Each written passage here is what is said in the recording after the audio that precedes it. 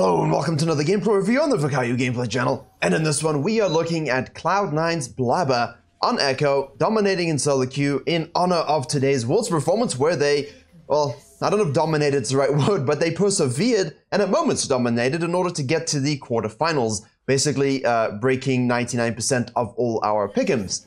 However, in solo queue, as they were one of the first teams to get over on into EU and play on EU West, he is around that 1100, 1200 mark in challenges, so that game level that he's playing at is a bit higher than some of the other junglers we have a look at.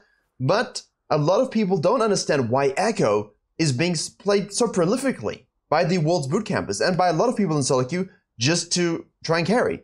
Really, we looked at Talon, we've looked at Kiana.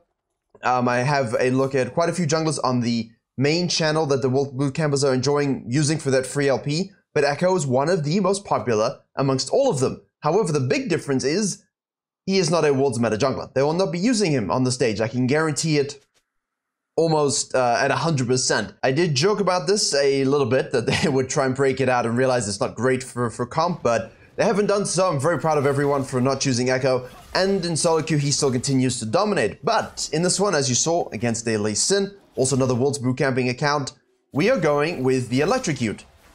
And now, as a lot of you shake your heads, a lot of you think, why? Why not Dark Harvest? It synergizes so well with the snowballing nature of the champion. It goes so well with how much you'd like to be kind of active. You're not an AFK farmer, you're definitely a skirmisher, a counter ganker, a rotator, a time winder. Obviously, that's the name of the queue, if I'm not, drunk and forgotten yet exactly. 300k points, by the way, that I have on the champion. The thing is, though, as Draven's going for a trade on the Sona, that doesn't give you reliable damage early. Now, if you're looking to basically close out games, and this is why he's so popular, it's not just that he snowballs and he can basically give you insurance policy if you've got a Yumi if you get to 30 minutes. It's also that you can go electrocute and have your Elise style huge assassination damage early. The Lee Sin starts leashless on the top side, so it's something we have to keep track of. Maybe an invade afoot. Always have to look out for these things. But the electrocute is just reliable damage in your ganks. It's a reliable damage early, and if you plan on doing what Blabber's doing right now, which is a 3-camp into some kind of action, which I always think is underrated on Ekko, that electrocute damage proc is going to be absolutely huge. Now, I'm not telling you that, there it goes, I'm not telling you that it is categorically better than Dark Harvest, but it has its pros where Dark Harvest does have its cons. Now, if you're going to take Harvest and you're not going to go for that, if you're going to take Electrocute and you're not going to go for that Harvest game style, as Lee Sin enacts a dive of wrath onto the bottom lane. Oh no. Oh no. Hold up, I'll finish my point in a second. I just want to see the monkey play here. Let's have a look. Okay. It never fails to amuse watching people go for these dives and then have it fail in every sense. If you're not going to go for the Dark Harvest gameplay, there's a little bit more of an onus on you to make things happen because you're not going to have that scaling. Obviously, it doesn't really matter. Late game, you'll be able to one-shot people much like an Evelyn. It's not really that bad. It's just team fighting as a 5-stack or, when you're 5v5 with Ekko and Dark Harvest is huge. And this is a great repeat gank. I don't know why we do not see this enough. It's so easy. If you do a 3-camp gank, okay, Lee Sin's doing the same thing. He repeat ganks the same thing. Both junglers doing the same thing on either side of lane. Side lane. Almost like a side real time kind of weird pronunciation thing going there. 3-camp, make something happen. Pull back to your camps, they TP, they ward, they think they're safe, your lane are baited, you repeat. It's very, very easy. And sometimes the lane is just in a really bad position such that laners have no choice but to TP and try and play it out.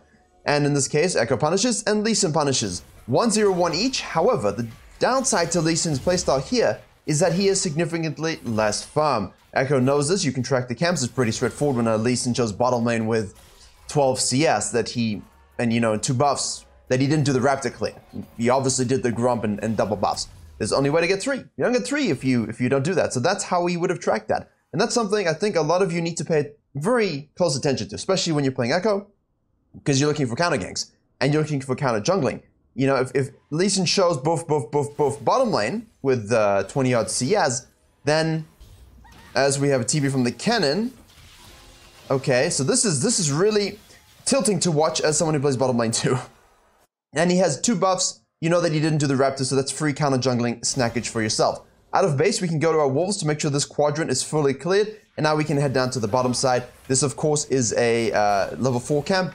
Click it, you'll see it on the top left of your screen when you're in-game. This as well. So these two camps are as high value as they can possibly be at this stage. This will be the highest value camp, but it's not worth taking this and going topside again. Because if Lee Sin happens to be in the area and counter jungles your bottom side camps, you're screwed. At the same time, because you're blabbing, because you want to snowball this game, and we did get one crab, which is nice, let's try and impact the bottom lane, which has been the subject of much enemy attention. And you know what, shutting down a Draven always feels good because you know they're gonna run it down at some point. It seems to be very common. I don't know, you know, this is it. Electrocute, so good for these kinds of game plans. I like it a lot. I mean, I like it on Evelyn. I mean, don't run Harvest on Evelyn almost ever because just that guaranteed damage is just so juicy and fresh. But the Lee Sin is basically stuck between a rock and a hard place because the Lee Sin, out of base, right?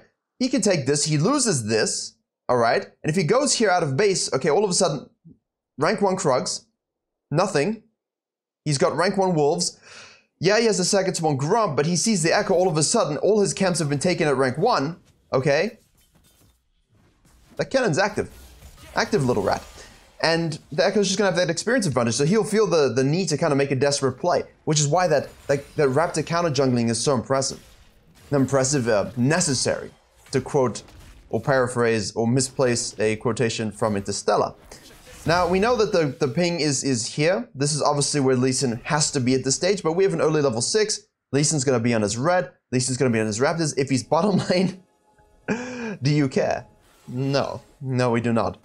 We have a Dark Seal. We have a Hextech Alternator. We have level 6. We have a Flashless Draven who does have heal. If he walks too far with good W placement, he dies.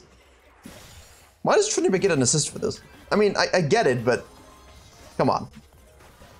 Weird. Anyway. Let's reset, of course. Don't waste your time too much with these early dragons. We see this plant hit over the river there, which means you must obviously understand that could be the Nami or the Lee Sin. We haven't seen Lee Sin in a good long while, which means while we do expect him to be on the top side of the map, maybe counter jungling us and such things, it's more likely to be Nami. However, in the randomness of your lower elo games, maybe it is the Lee Sin. Oh, I hit the mic. I apologize. Maybe it is the Lee Sin.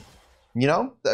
Maybe his sequencing is just whack and he has no idea what he's doing and he's just on the blue buff. Who knows? So the fact that the Nami shows right afterwards tells you that it was the Nami. Lee Sin, if he's on the top side, oh, hello, so you're down 2 levels. This is not where you want to be. This is just horrific pathing. And if you are the Lee Sin in this situation, you have to know there's a good ultimate for maximum damages. So the rat is TPing and rotating and the fidget spinner is doing likewise. So mid laners, very active today. You know, once you see Blabber show bottom lane with a red buff and go into the bush to go back to base, you have to assume at this point that he took these other camps and that he's going to reset to top side, knowing his blue is going to be spawning, knowing that he's going to be looking for other things to do. Nice gank in the mid lane. Let's reverse that as well. Not intended wordplay, but it is an Ekko video, so we will take the happy accidents. Okay, coin flipping. Let's go. RNG auto attacks, alright, cannon stun, doesn't matter. We have the magic outplay button, and we flash auto. We'll take that as well. Very good activity. Very good activity. I mean, with 6-0, 254 CS, and at the end of the day, you're going to say, look at this, look at this. He's in the wrong place at the wrong time, permanently. The Lee Sin doesn't know, he doesn't know anything. He's basically from an episode of C. He's never seen the sun, he calls it the God Flame, and that's the end of, you know, that story. I mean, but you see how he's punishing the Lee Sin, and this is what I'm trying to drive home to you. Punish bad junglers. Do not let bad junglers get away with simple things. Sometimes they will. Sometimes they will make a bad play and gank another lane, and it will snowball that lane. But if you're counter jungling and taking objectives while they do so, if you're counter ganking them for all those bad decisions, you'll have no issue taking the lead 2-level leads and being able to carry it, like in this case. Right. What do we see? What do we see, ladies and gentlemen? What are we thinking about next? Something interesting as I didn't finish my point earlier. This happens quite a lot now that we're into the flow of almost real-time observations. Rat moving bottom lane. When I said don't force yourself on that early dragons, because if you do that, you're losing a lot of camp leads that you can get over the Lee Sin. You know, by wasting time on this, and not exactly knowing where he is. If the Lee Sin takes this, ganks top lane, gets that, because you decided to waste your time on the dragon, and he may plays up here, you lose a lot. You know, you don't gain enough for this to not do your camps. And it's the same thing for the Herald. This is obviously a very good Herald secure. You're a meta jungler, you just killed the Lee Sin, you're losing nothing. But if you force a Herald when there's camps to take, when the jungler is active somewhere else, it can actually end up costing you a little bit of an advantage. And Agurin has said as much also. But keep in mind that obviously we do want those objectives, just don't force it unnecessarily when you could be doing a lot of other things at the same time, and then you can take it when it's a bit more in the flow. Again, Ekko, the king of counter ganks, electrocute pop, ult doesn't hit the raccoon rat, but we can at least hold the lane. It's a shame that Aurelia dies, but you know what, I will hold the lane. Lee Sin, bottom lane. I mean, obviously, looks filled. Looks filled, but this is what I love, because a filled jungler in high elo will get obliterated by a professional challenger jungler in high elo. But in your lower elo games, they look like this. And this should really show you how many mistakes and how bad the pathing really is, you know?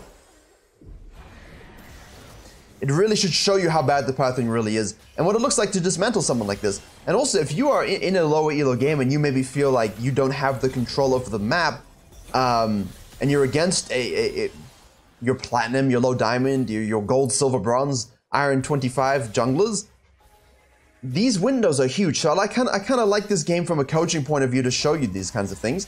Not always do we have to have an epic battle back and forth like the Lilia game, which focused more on your late game and macros. So if you're interested in that, of course, go watch that one. Every video is a look at a way to jungle, a way to handle matchups through the lens of a specific champion. It accomplishes two things. Even if you don't like the champion, you can still watch the jungling, you know, and see if your jungler matches it. This is an overcommit, but very, very clearly, take this, push him off, kill him here again, take that, take the Herald, push the top lane while Lee Sin's bot lane. Try not to overcommit there, reset, and now of course we can go bottom side, we can go to the dragon, we can dive and take this tower. Don't know if we'll be able to get many more platings at this stage as we're watching the Draven hang on for dear life, but honestly, I don't have an issue with that. I do not have an issue with the bottom lane getting that much attention. I mean, it's just very much the Blabber show for sure. You know, he's the only one that's kind of got his hands in every lane, his hands in every situation. Trinamir, Kennen, they're all doing their own things. Lee Sin once more shows bottom lane, clearing this ward down 2 levels. Yeah, what else do we want to say? The runes otherwise were standard. Basically, you're always going to see secondary inspiration. It's just so good. They need to nerf it or buff the relative secondary runes at all the other pages. This is good. I love, you know, this is something you're not seeing a lot of either. As you get more fed into the game, a lot of junglers, everyone's overstaying, so at least it's equal. A lot of junglers, you get super fed, and then you don't start joining your camps together. Like Blue and Grom should almost always be taken together, dragging those things to wolves. Raptors and Red you can drag together, and that just speeds up your CSPM. And a lot of junglers who do well are kind of annoyed that they don't get high CSPM when they're super fed. This is just good positioning using control ward. The Q does miss, and we can chase him down. The plant hit will give it to us. Alright, red buff does its job. Nami, you're out of position. W up in 6. We can E over, use the ward as a collapse. Always very good. You can E to wards, you can E to plants, you can E to minions. You don't always have to E to the champion, especially if you're going to follow up. We do have ultimate available. We can use a little bit of tower aggro juggling. That was not the cleanest dive. Although in a game with this Lee Sin, it's still better than anything he's done. Oh, Trinamir mid. Nice bubble. Dead bubble. Feasting. Feast! Feast, my junglers. Feast on the bottom lane. Feast on them every game. Yeah, you can always fall back. I mean, look, if you feast on your bottom lane and get prio, if you cut off and demoralize the enemy jungler, you know, these 344 77 CS is not terrible, and his lanes have not performed well, but hopefully you can see from this video that this is very much Ekko's transitive effect to the map. And despite early pressure here, Set is still doing good things, and like the amount of attention Aurelia got, 142. Now we take the dragon. And this is good. But if you do this pressure, you know, early, this is almost like a backup plan. You know, this is always going to sit there. If someone risks it, you just kill them. and you always can use a Herald, elevate the game state, take towers. That's how we close games out soon, and that's how you use your lead probably. 10 Magi stacks, Rocket Belt, Zonias. Oh, it's just it's just so much damage with electrocute. Now he'd have a lot of Dark Harvest, so I think it would offset. I do still recommend Dark Harvest. I mean, I know I'm singing the praises of the electrocute, but sometimes I feel like we need to speak out against permanent scaling mindset. I understand it, but I do like me some single target obliteration. W for vision scouting, something good to use as well. Using your W early on Grump as well for percentage missing HP. All of these things add together. The smite, sorry. I gotta add in the smite there. Nice bit of counter jungling as we see the Lee Sin on the bottom side. Enchanter versus Enchanter, ADC versus ADC, OP versus OP. I mean, honestly, be honest. Honestly, be honest. Yeah, always honestly be honest. Be honest, viewers. When you saw the early dive by the Lee Sin, you were kick Wing. But then you saw the cannon TP, you saw the Lee Sin repeat gank. You thought the Sona and Misfortune were gonna super int, didn't you? You thought so. You were like, uh-oh. Inting bot lane once more. But what happened? What happened? Blabber decided, no. I'm helping top lane, I'm gonna counter gank the Lee Sin, and I'm gonna get bot lane snowballing because it's free double snacks. And that's exactly what he did, and that's why the game is the way it is. And this is how you close out. I mean, the gold lead overall was actually quite equal until a decent amount in the early game. This is not like this was run away. But Ekko allows you to run away. He's one of the good champions, like your LeBlancs. You know, the amount of mobility, resets, dashing, flashing, nice flash Q. That was really juicy. You know, look at this. We can watch this again if you want to. I would say let's have a live vote, but I don't live stream. Unfortunately. Don't have the time or energy for it. Trinity is just splitting in the bottom wave. This is why this is so big as well. I want to talk about this also. I want to talk about this as well. This fight here, what do you see on the map? Macro-wise, what do you guys see on the map here? Okay? You see 3 people fighting 1. You see 2 people over the wall which you try and annihilate. Set is of course already dead from this, which means you have numbers advantage. You see Trinity pushing this up, you see this was pushed up as well. Now if we look at gold amounts, 7,000 to 6,600. So you took off someone who had a gold lead. 6,600 Lee Sin is done 4k, he's irrelevant. Mid lane, obviously, Trinity now has a huge lead. Oh wait, this is not right. Has that been wrong the whole game? I hate it when that lane swap. Okay, he's down 300. Okay, that's a little bit, yeah, that makes a bit more sense. But your ADC has a huge amount of gold, so when you have these situations where there's a lot of platings and you might think, you know, this KDA isn't so hot. But she did a good job and the Draven's nothing. So these fights, if you don't have the team that's fed, please understand that the buck stops with you. If Misfortune does not have as much gold as she has, if Draven is more fed than he is, if the Lee Sin's more competent, if the set TP's in to help us, at the end of the day, if you're the fed jungler 14-1 with 25 Magi stacks, it's you. You control this fight. So make sure your target selection is pristine, and make sure you understand that it's on you to carry this fight, because if you can do that, the guy who refuses to group with you, Fiora, Tryndamere, any split pusher, is creating pressure for you. So as long as you carry your map,